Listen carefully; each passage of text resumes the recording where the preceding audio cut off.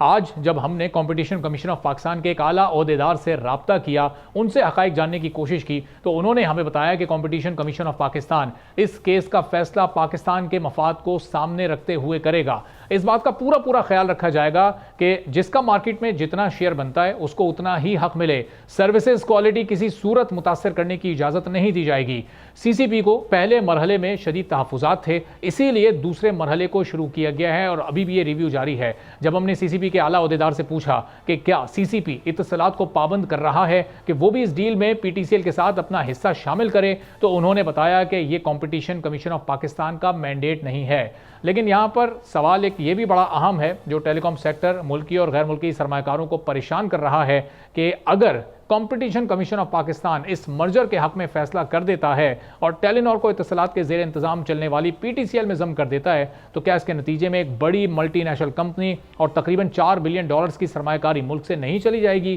क्या इस मर्जर और टेलीनॉर के पाकिस्तान से जाने का इम्पैक्ट गैर मुल्की सरमाकारी पर नहीं पड़ेगा, जिसके लिए हुकूमत इस वक्त दिन रात कोशिशें कर रही है? और क्या पीटीसीएल खुद माली तौर पर इतना मुस्तहकम है कि इतनी बड़ी डील कर रहा है? क्या इस खरीदारी के लिए पीटीसीएल, जिसमें 26% शेयर इत्तलात के हैं, पीटीसीएल $400 मिलियन का बड़ा कर्ज हासिल करके टेलीनॉर की खरीदारी की कोशिश कर रहा है, तो क्या पीटीसीएल मजीद माली अदम इस्तेहकाम का शिकार नहीं हो जाएगा?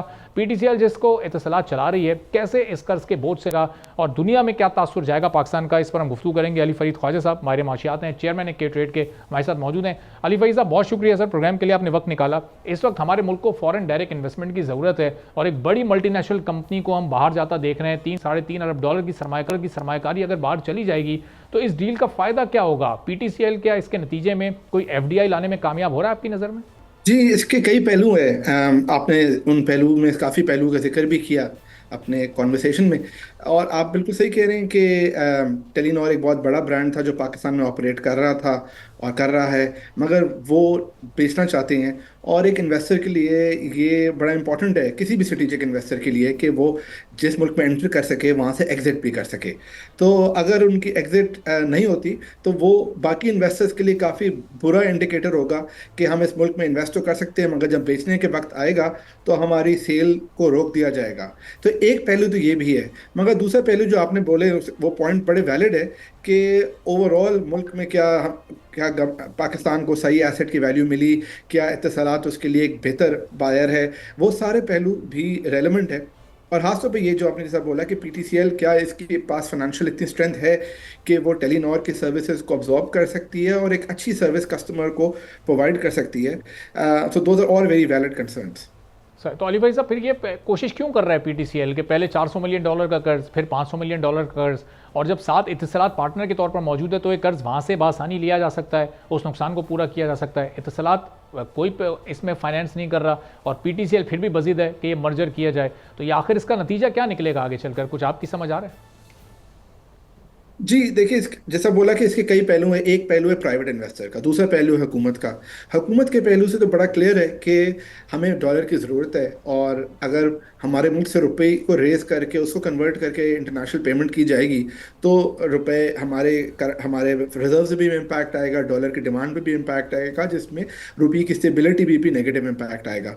तो ये तो बड़ा क्लियर इसका एक नेगेटिव इम्पैक्ट है इकॉनमी के ऊपर, जिसके लिए पाकिस्तान के लिए अच्छा यही होता कि अगर बाहर से बायर जो भी था वो बाहर से पैसे लेकर आता और उस पैसे से इंटरनेशनल पेमेंट करता, जो कि गवर्नमेंट ने बाकी काफ़ी ट्रांजैक्शन में ये रिस्ट्रिक्शंस लगाई थी कि जो सेलर है, जो बायर है, वो अगर सेलर इंटरनेशनल पार्टी है तो उसको इंटरनेशनल मार्केट से पैसा रेज करके वो पैसा दे।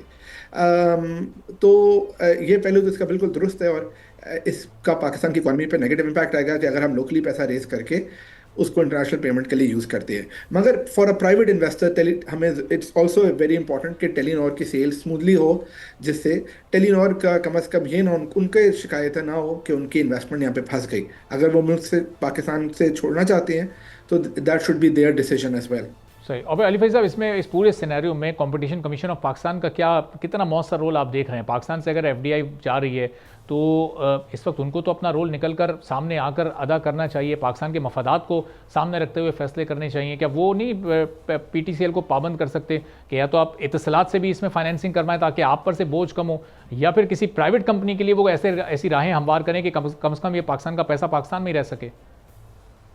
जी, ये तीसरा पहलू है कि कंपटीशन कमीशन जिसकी असेसमेंट कर रहा है, वो ये तीसरा पहलू है कि इस ट्रांजैक्शन के बाद कस्टमर्स पे क्या इम्पैक्ट होगा, स्टेट ऑफ कंपटीशन में क्या इम्पैक्ट होगा। ये तो नहीं है कि सेक्टर जो है वो एक ओलिगोपोली बन जाए जिसमें सिर्फ तीन प्लेयर्स हों, जिसकी वजह से कंज्यूमर पे नेगेटिव इम्पैक्ट आए क्योंकि कंपटीशन सेक्टर में खत्म हो जाए। बिल्कुल, तीन प्लेयर एक 200 मिलियन के मुल्क के लिए थोड़े हैं, मगर टेलीकॉम सेक्टर में ग्लोबली कंसोलिडेशन हुआ है।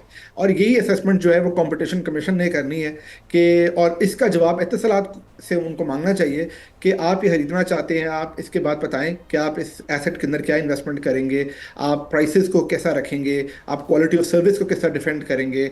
और इन सवालों के बायर को जवाब देना ज़रूरी बनता है for getting clearance from the competition commission.